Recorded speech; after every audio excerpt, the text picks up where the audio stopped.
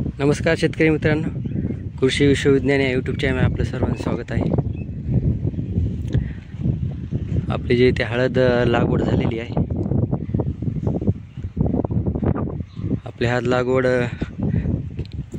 14-15 जूनला झालेली आहे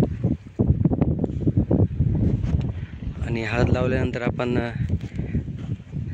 आपण लगेच माती पण लावायला सुरुवात केली। हे बघा, जे बैलाच्या सहाय्याने चालणारे यंत्र असते डोझर, त्यानं आपण याला माती लावलेली आहे।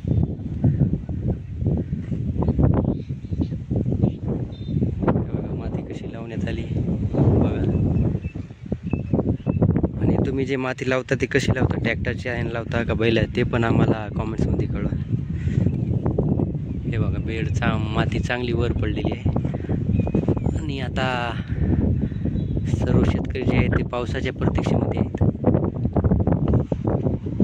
पाऊस जर थोडाफार पाऊस पडत राहिला तर आता जे शेतकरी पेरण्याचे राहिले, सोयाबीन पेरण्याचे, ते आपण पेरायला लागतील। पण जे हळद आणि कापूस लागवड केलेली आहे त्यांना आता पाण्याची आवश्यकता पडत आहे। आता आमच्या ह्याच्यात तर समजा आपण बघू खाली आता ओला आहे का ते,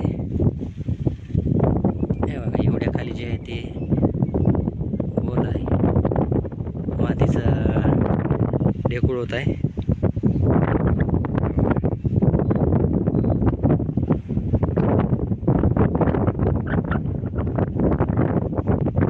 तरी वरून राजाची कृपा जर झाली तर अजून जरा हळद टवटवीत निघेल चांगली, नाही तर मागे पुढे निघणारच आहे समजा।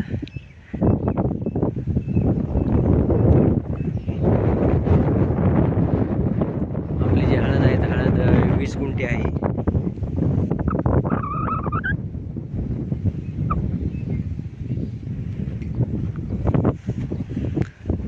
आता याला एकदा स्प्रिंकलरनं पाणी द्यायचं आहे, कारण रोज फक्त वारं सुटत आहे, पाऊस काही पडत नाही।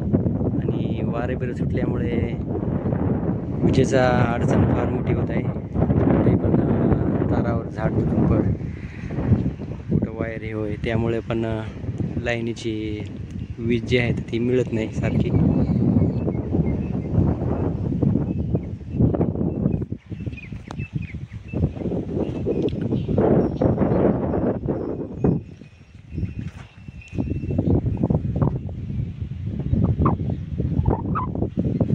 तर आपण याला स्प्रिंकलरनं पाणी देऊ आता 2-3 दिवसात।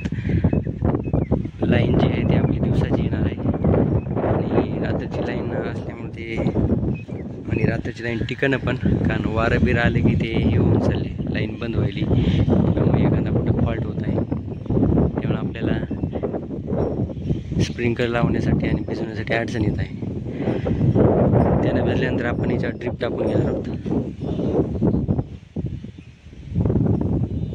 तर असं शेतकरी मित्रांनो, पुढील व्हिडिओमध्ये भेटूच। तो पण जय जवान जय किसान।